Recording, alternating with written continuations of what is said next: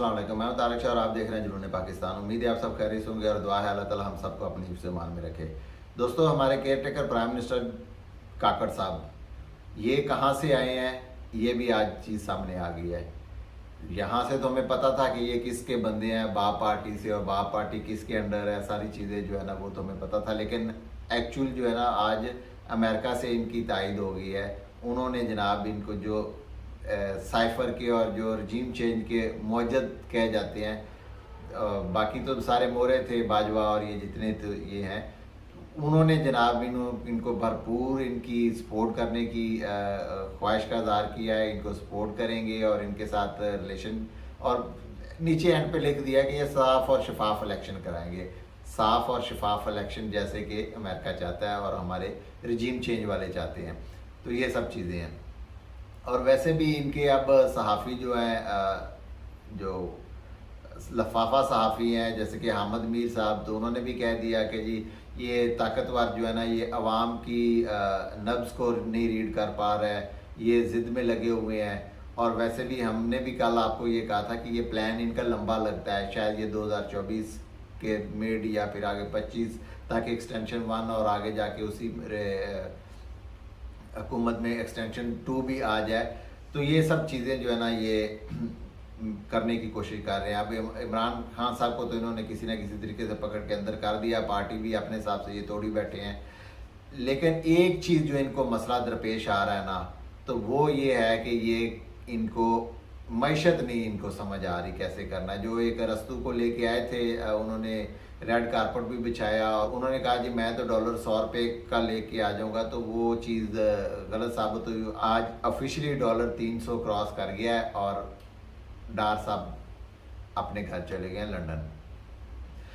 अच्छा, तो मैशत कैसे संभालनी है वो भी एक रास्ता उन्होंने निकाला हुआ। मैंने आपको कल कहा था ना कि ये मुर्गे से अंडा और बैल से दूध भी लेने की कोशिश करेंगे मैशत के लिए।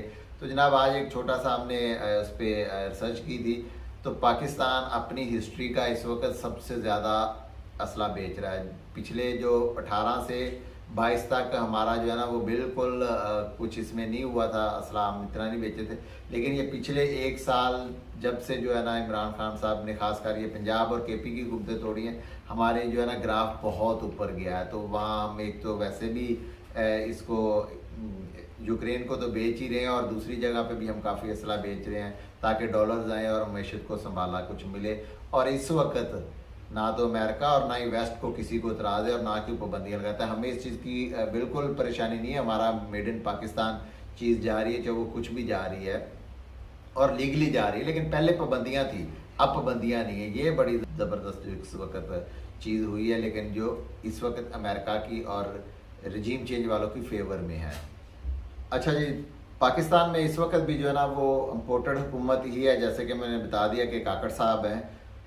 क्योंकि इमरान खान साहब को आज फिर 3 ऑप्शन पेश किए गए हैं। ऑप्शन नंबर 1, आप यहाँ से निकलें, अपनी वाइफ को लें और अपने लंदन चले जाएं या जहाँ भी आप रहना चाहते हैं वो चले जाएं।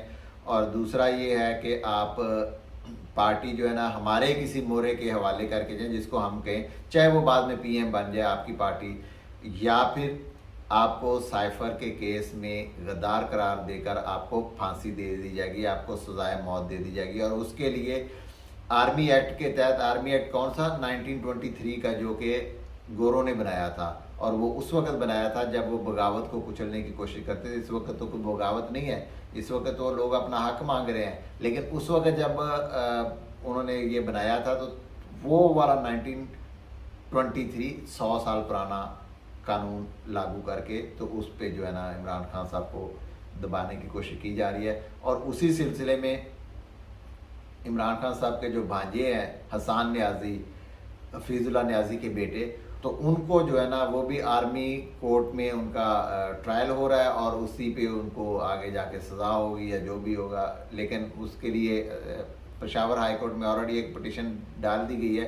अल्लाह करे कि उस पर जो है ना वो बहुत जल्द उसकी सुनवाई हो और ये वापस आए। और इनके साथ साथ जितने भी बाकी वहाँ पे आर्मी कोर्ट्स में हैं वो सब के सब वापस आए आर्मी की तहवील से। तो इस सिलसिले में तो खान साहब ने बिल्कुल इनकार कर दिया। उन्होंने कहा कि जी मैं तो हूँ यहाँ पे, जो करना है आपने कर ले, पकड़ लिया है, सेल में बंद किया है, जो करना है कर ले, मैं फ़िलहाल यहाँ से कहीं नहीं जाने वाला। और ये उनको मज़ीद तोड़ने के लिए खाली हसन न्याजी तक नहीं रहेंगे ये, क्योंकि एक बड़ी इंतहाई नीच हरकतों पे आ चुके हैं, पाकिस्तानी औरतों पे तो ये हाथ डालना सीख चुके हैं। तो इसलिए ये हो सकता है खुदा ना खास्ता ये इमरान खान की वाइफ तक भी जाएंगे, उनकी बहनों तक, और भी आगे जाएंगे, उनको दबाना चाहेंगे जितना वो दब सके।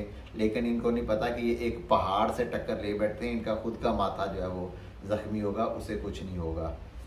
अच्छा जी, पीडीएम के जो कंट्रोल में एक ही इस वक्त बार काउंसिल है, वो है पाकिस्तान बार काउंसिल। तो उनके जितने भी वकला और उतने ओहदेदारान हैं, उन्होंने भी आज एक बड़ा सख्त जो है ना रद्द-ए-अमल दिया है कि इलेक्शन 90 दिन के अंदर होने हैं। अच्छा, यही बार जो है ना पाकिस्तान बार, ये पंजाब और केपी के इलेक्शन के बारे में ये कहते थे नहीं जी ये आइन टूट जाएगा, हमें पूरा एक साथ इलेक्शन चाहिए। हालांकि वो भी आइनी तौर पे इलेक्शन सुप्रीम कोर्ट ने ऑर्डर किया था, तो ये उस वक्त सुप्रीम कोर्ट के जजों के खिलाफ प्रेस कॉन्फ्रेंस करते थे और उस वक्त ये चीज़ें जो है ना करते थे। लेकिन आज, और इनके साथ साथ रज़ा रबानी साहब, जिनको जमहूरियत का चैम्पियन कहा जाता है और इनको एक अवार्ड भी मिला हुआ है कि जी ये बहुत बड़े जमहूरी हैं।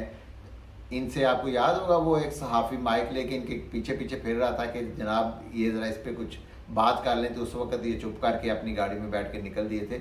अभी ये भी बोल रहे हैं कि जी इलेक्शन ना 90 दिन के अंदर हुआ तो ये तो बड़ी आइन शिकनी हो जाएगी। और जब ये सारा सेंसस वाला केस चल रहा था तो ये बैठे हुए थे, लेकिन उस वक्त इनकी कानों और आंखों पे पट्टियां बंधी हुई थी, इनको समझ नहीं, क्योंकि ये बेनिफिशरी थे। अब ये बेनिफिशरी नहीं रहे, तो ये जो है ना अब ये सारी अवाम को लॉलीपॉप देने की कोशिश कर रहे हैं, लेकिन अवाम इस वक्त समझ चुकी है इनको। अब या तो इनको कोई ख़तरा पड़ गया है, तो या फिर इनको बहुत जल्दी है कि ये वापस आएँ और अपनी आके दोबारा हुकूमत लें। अच्छा, सुप्रीम कोर्ट से कुछ अच्छी चीज़ें अब नज़र आनी शुरू हो गई हैं। हम तो अभी इस पर यकीन नहीं करते, जब ये होगा तो पता लगेगा। ये जनाब आज सुप्रीम कोर्ट में अगला हफ्ता जो ना बड़ा हैपनिंग होने जा रहा है। 21 अगस्त को वॉल्यूम 10 खोलने की ब्रॉडशीट की जो दरख्वास्त थी ना, वो मंजूर होगी, उस पर होगा। अब वॉल्यूम 10 वो है कि उसमें नवाज शरीफ साहब के जो है ना वो बड़े हसास उसमें इंफॉर्मेशन है जो उनके तल्लुकात हैं।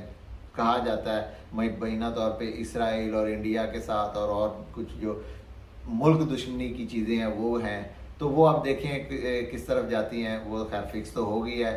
और 22 को मरीम नवाज साहिबा की ज़मानत खारजी की दरख्वास्त, और साथ ही राना सनाउल्लाह और साथ ही अहद चीमा भी, ये सब जो है ना ये चीज़ें होती नज़र आती हैं। अब नैब की ये दरख्वास्तें हैं कि इनकी ज़मानतें कैंसिल की जाएँ, क्योंकि आमदन से ज़्यादा इनके असासा ज़्यादा हैं। अब नैब या तो इनको वहाँ से एक बार ये दरख्वास्त खारिज करवा के अपनी तहवील में लेके या तो इनको क्लियर कर देगा, या फिर में भी, और इसी दरखास्तों की बिना पर फिलहाल नवाज शरीफ साहब जो है ना वो वहाँ पे उनकी ब्रेकें लग गई, वो अब वापस नहीं आ रहा है। क्योंकि अगर कुछ ना गलत हो गया इनके साथ यहाँ पे, तो वो तो फिर पक्के वहाँ के जो है ना वतनी हो जाएंगे वो। अच्छा जी, दूसरी तरफ इमरान खान साहब की वाइफ ने इंतज़ामिया को एक फिर दरख्वास्त दी है कि उनके खाने का जो है वो उनको ख़तरा है कि उन खाने में जहर मिला दिया जाएगा, और इमरान खान साहब की ज़िंदगी को जेल में ख़तरा है। और वैसे भी उन्होंने बाकी भी जो चीज़ें मांगी हैं, उनकी जेल तब्दीली की, और ये वो आज दोबारा एक दरख्वास्त दी है। देखिए अब कल उस पर क्या जवाब आता है। अल्लाह ताला हम सब के लिए और पाकिस्तान के लिए जो भी हो बेहतर हो वो हमारे लिए करे। पाकिस्तान जिंदाबाद।